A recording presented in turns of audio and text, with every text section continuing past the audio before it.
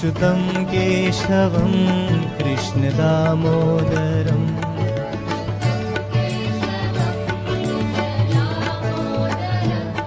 अच्युतं केशवं कृष्णदामोदरम्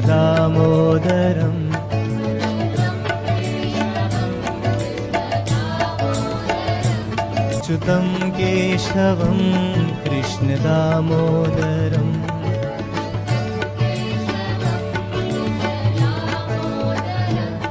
अच्युतं केशवं कृष्णदामोदरम्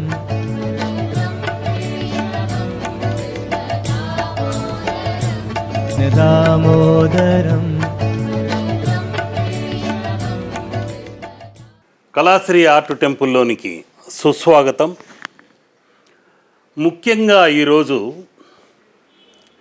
ఒక మానసిక స్థితిని గురించి, ప్రతి జీవి యొక్క మానసిక స్థితిని గురించి, ఆ మనోకారకమైన స్థితిని గురించి, ఆ మనసు ఎలా వృద్ధి క్షీణమై సముద్రపు అలలు ఎలా ముందుకి వెనక్కి వచ్చిపోతుంటాయో అటువంటి తత్వముతోనే చంద్రకారకమై ఉన్న ఒక అద్భుతమైన మనోస్థితిని తెలియచేసేదే ఇప్పుడు చెప్పబోయే ఒక అత్యద్భుతమైన విషయం. ప్రతి ఒక్కరిలోనూ ఒక మనస్సు, ఒక తేజస్సు, చంద్రకళలు ఇలా వెలుగొందుతుంటారు. వారి ముఖం చూడండి చంద్రబింబంలా వెలిగిపోతుంది అంటుంటాం. వారి కళ చూశారంటే 16 కళలతో విరాజిల్లుతున్నట్టు ఒక తేజస్సు ఉంది అని ఇలా అంటుంటాం. ఇలా 16 దినములకు ఒకసారి చంద్రకళలు వృద్ధి చెంది క్షీణించడం జరుగుతూ ఉంటుంది.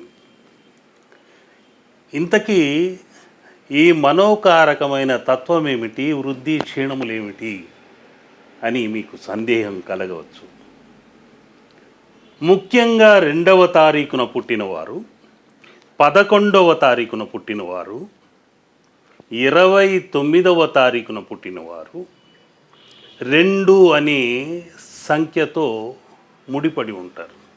2 అనే సంఖ్య, ఆ 2 అనేదే వృద్ధి క్షీణము అనే తత్వం. శుక్లపక్షము, కృష్ణపక్షము అనే 2 అనే తత్వం. మనం మామూలుగా దోశ అంటుంటాం. హోటల్కి వెళ్ళిన వెంటనే గుర్తొచ్చేది ఇడ్లీ తర్వాత దోశ అంటుంటాం. దో అంటే 2,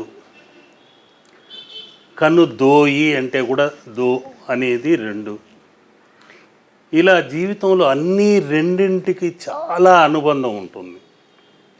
చీకటి పగలు, స్త్రీ పురుషులు, ప్రకృతి వికృతి, కష్టము సుఖము, ఇలా 2 రకములే ప్రపంచమంతా ఆధారపడి ఉంది. ఆ 2కు అంతటి ప్రాధాన్యత ఎందుకు ఉంది? కంప్యూటర్ పరిజ్ఞానంలో 2కు ఎక్కువ విలువ ఉంటుంది. ఈ 2 అనేది మనము ఎక్కువగా వాడుతుంటాం. ఈ 2వ సంఖ్యకు సంబంధించిన వారు, ఆ సంఖ్యలో జన్మించిన వారు, వీరే కాకుండా రోహిణి, హస్త, శ్రవణ అనే 3 నక్షత్రములలో జన్మించిన వారు త్రికాల జ్ఞాన శాస్త్ర ప్రకారం నా పరిశోధనలో ఆ చంద్రతత్వానికి ముడిపడి ఉన్న ఒక అత్యద్భుతమైన ముద్ర ఉంది, మనోనేత్ర ముద్ర ఉంది. ఆ చంద్రుడు, ఆ చంద్రశేఖరుడు నా మనస్సుకు, నా మనోదర్పణముపై ఆ బింబం వెలుగుతూ కనిపిస్తే అది ఎలా ఉందో నేను ఇప్పుడు చిత్రించి ఆ చిత్ర దర్శనం మీకు తెలియచేయాలనుకుంటున్నాను. 2, 11, 29వ తారీఖుల్లో పుట్టినవారు చంద్ర అంశమునకు సంబంధించిన వారు. రోహిణి హస్త శ్రవణ నక్షత్రముల్లో జన్మించిన వారు కూడా చంద్ర అంశముతో ఉన్నవారు. వారికంటూ ఒక అత్యద్భుతమైన యోగప్రదమైన శుభప్రదమైన లాభప్రదమైన ఒక ముద్రని ఇప్పుడు పసుపు కుంకుమ గంగాజలం ఇవన్నింటినీ మిళితం చేసి పంచభూత సమ్మేళనముతో తిలాతత్వముతో అగ్ని కుంచెతో ఇప్పుడు ఆ చిత్రాన్ని చిత్రించి మీకు చూపించబోతున్నాను. ఆ మనోకారకమైన తత్వము పరమహంస అనే తత్వము, ఆ బ్రాహ్మణీ మాత యొక్క హంసతత్వము, ఆ సరస్వతీదేవి వద్ద ఉన్న హంసతత్వం ఏమిటో ఇప్పుడు మనం తెలుసుకుందాం. ఆ అగ్ని కుంచెతో ఇప్పుడు మీకందరికీ ఈ గంగాజలమును, ఈ పసుపును, ఈ కుంకుమను ఇవన్నింటినీ మిళితం చేసి ఈ గంగాజలము జలతత్వము చంద్రకారకమైన తత్వము కాబట్టి పసుపు కుంకుమ అనే తత్వమును కలగలిపి ఈ అగ్ని కుంచెతో ఈ దీపపు ఒత్తితో పంచభూత సమ్మేళనముగా ఒక అత్యద్భుతమైన శుక్లపక్షము, చంద్రపక్షము, కృష్ణపక్షము అంటుంటాం. అమావాస్య తర్వాత వచ్చేదే శుక్లపక్షము, పౌర్ణమి తర్వాత వచ్చేది ఆ కృష్ణపక్షము అంటుంటాం. అదేవిధంగా ఈ చంద్రబింబము ఇలా ఉంటే ఆ చంద్రబింబములో 2 అనే సంఖ్య ఈ విధంగా ఉంటే ఈ 2 సంఖ్యని మరి కాసేపట్లో హంస రూపాన్ని దాల్చి అత్యద్భుతమైన ఒక జలరాశి తత్వముతో మీన ఆకృతితో ఆ విహంగమై హంసగా మారి నాకగుపిస్తే ఆ చంద్రబింబంలో హంస అనేది ఈ విధముగా ఉంటే ఈ హంసయే ఆ బ్రాహ్మణీ మాత వాహనముగా ఉంది. 2 అనే సంఖ్యలో పరమహంసగా ఉంది. ఇవన్నీ కాకుండా నాణ్యములతో ఆరోగ్య భాగ్యము అనే పళ్ళెం ఇక్కడ ఉంది. అంతేకాకుండా ఓషధులు ఎప్పుడైతే మనకు ఆరోగ్య భాగ్యాన్ని ఒసగే ఓషధి అనే మొక్క తీగ, ఆ ఓషధి లత ఇక్కడ మీకు అగుపిస్తుంది. ఈ ఓషధి ఏమిటి, చంద్రుడికి ఓషధులకు ఉన్న సంబంధం ఏమిటి అని మీకు ఆశ్చర్యం కలగవచ్చు.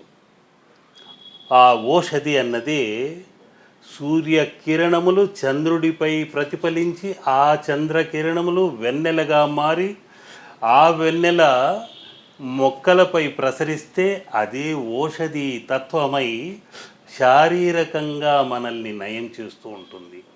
మానసికంగా చంద్రతత్వానికి మనకు ఆరోగ్యాన్ని తేజస్సును చేకూర్చేదే ఈ త్రికళా జ్ఞానంలోని ముఖ్యమైన పరమార్థం.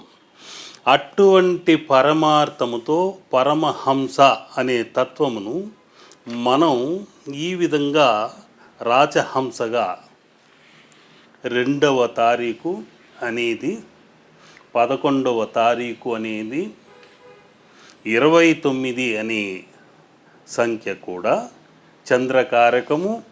అంతేకాకుండా హస్త శ్రవణ రోహిణి అనే 3 నక్షత్రములకు కూడా ఆ చంద్రతత్వమే కారకమవుతుంది. ఇక చంద్రుడిలో మనం జింకను చూస్తుంటాం, జాబిల్లిలో కుందేలును కూడా దర్శించుకుంటుంటాం. అక్కడ ఒక రూపం అగమ్యంగా కనిపిస్తూ ఉంటుంది.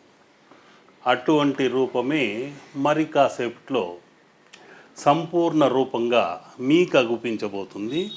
త్రివర్ణ చిత్రంగా సప్తవర్ణ చిత్రంగా చంద్ర అంశముగా శారీరక మానసిక శక్తిని చేకూర్చే ముద్రగా మరి కాసేపట్లో మీకు అగుపించబోతుంది. ఈ కుందేలు తాటాకు చప్పుళ్ళకి మహావేగంగా పరుగులు తీస్తుంటుంది.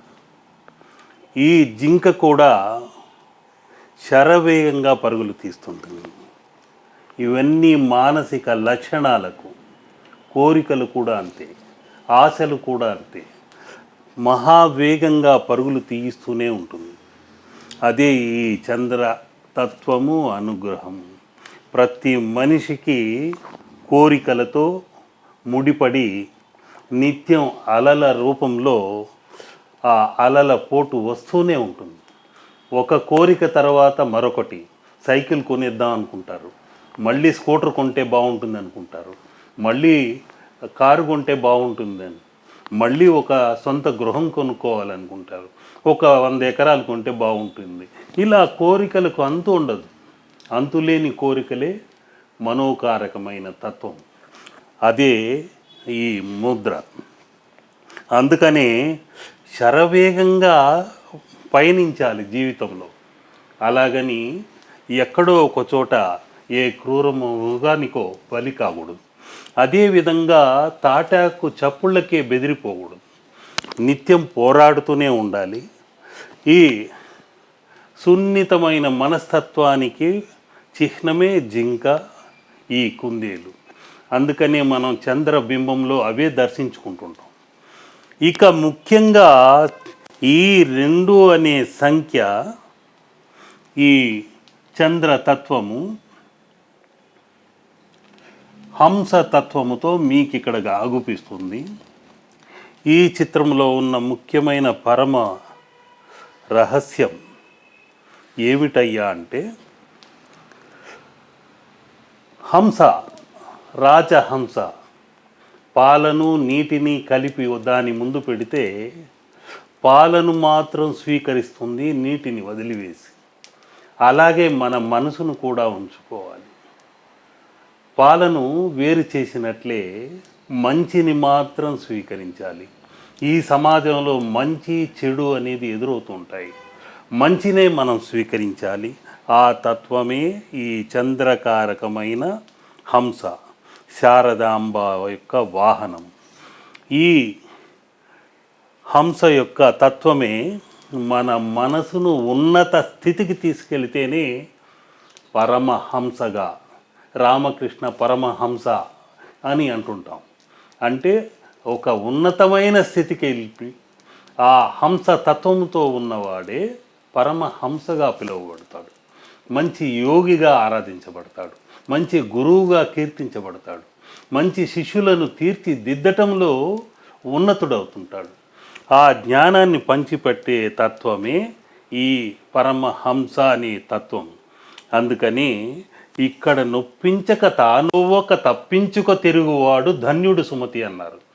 ఈ మీన ఆకారమే, ఈ విహంగమే, ఈ హంస రెక్కే ఈ మత్స్య రూపంలో నాకు అగుపిస్తే ఆ మీనతత్వము, జలతత్వము, చంద్రతత్వము, పరమహంసతత్వము ఇవన్నీ కలగలిపి ఆ సూర్యకిరణములు రాత్రిళ్ళు చంద్రుడిపై పడి మన భూమిపైకి ప్రసరించి మనకు ఆయుర్వేద తత్వముతో, మూలికా తత్వముతో ఉన్న ఈ ఓషధులను మనకు అందచేస్తూ మనకు భాగ్యము అంటే చాలామంది బంగారు నాణెములు అనుకుంటారు. ఆరోగ్యమే మహాభాగ్యం అని ఈ కరోనా కాలంలో అందరికీ తెలిసి వచ్చిన విషయం విదితమే. కాబట్టి ఇటువంటి ఆరోగ్య భాగ్యాన్ని ఇచ్చే మూలికా తత్వమే చంద్రకిరణములతో ప్రసరించబడి ఓషధులై మనకు ఆరోగ్య కారకమవుతున్నాయి. పసుపు యొక్క విలువ తెలిసి వచ్చింది, లవంగముల యొక్క విలువ తెలిసింది, మిరియాల యొక్క విలువ తెలిసింది, కషాయములు తాగటం మొదలుపెట్టారు. ఇమ్యూనిటీ పెంచుకోవడానికి రకరకాలుగా మూలికల్ని, ఓషధుల్ని తినటం నేర్చుకుంటున్నారు. ఇంకా మేలుకొలుపు రావాలి. అటువంటి ఓషధీ తత్వమే, సంజీవిని తత్వమే ఈ మూలికా తత్వము.